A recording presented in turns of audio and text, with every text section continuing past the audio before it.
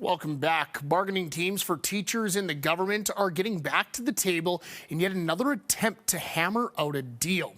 Joining us now for some insight on what that could all look like is Peter McKay, a teacher from Grande Prairie and the former lead negotiator for the Alberta Teachers Association up until last month. Now, Peter, thank you so much for your time this morning. You're no longer negotiating on behalf of the ATA, but as a teacher watching the strike enter its second week. How far apart do you believe that both sides still are? Well, the last thing we have to reference is the vote that the teachers took, where 89.5% voted no. So that would indicate that there was a pretty big gulf between the teachers and certainly what was in that memorandum of agreement. So I think there's work to do for sure. Certainly. Now, what work would it take for teachers to agree to a deal? Well, honestly, at this point, given that almost 90%, what we're really looking for, and I think what is necessary here, is the government's going to have to step up with something new.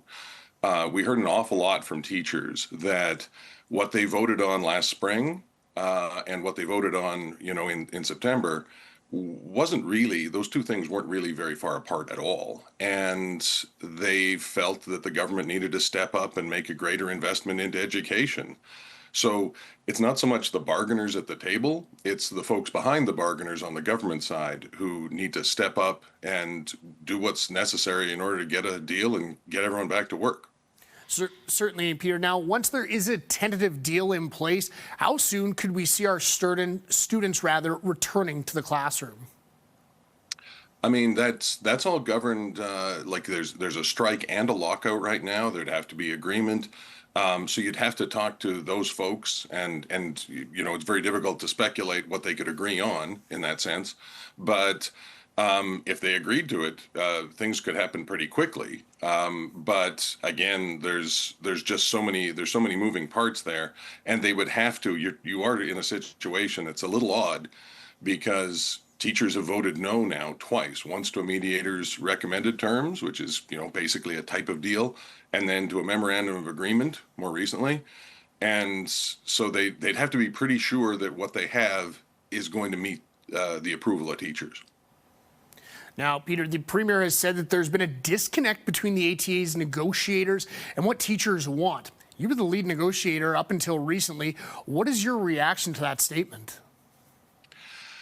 I have to say, there seems to be the real disconnect seems to be between this government and what's going on in schools. That's the disconnect. That's the problem here. Alberta was running multi-billion-dollar surpluses and was funding Alberta's education system at the lowest level in the country on a per student basis. Well, that had a terrible effect on our classrooms. And somehow it just doesn't seem to have penetrated with these folks.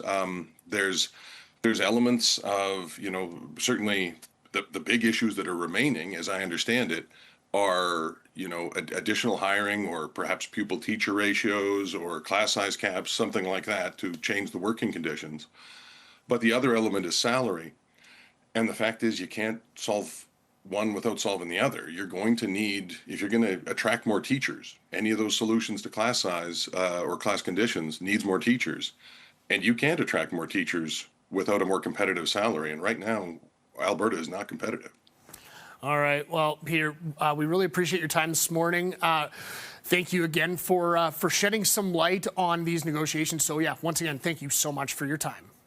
Okay, well, you're welcome, Brendan. Have a good one. I'm rooting for kicking. Thank you.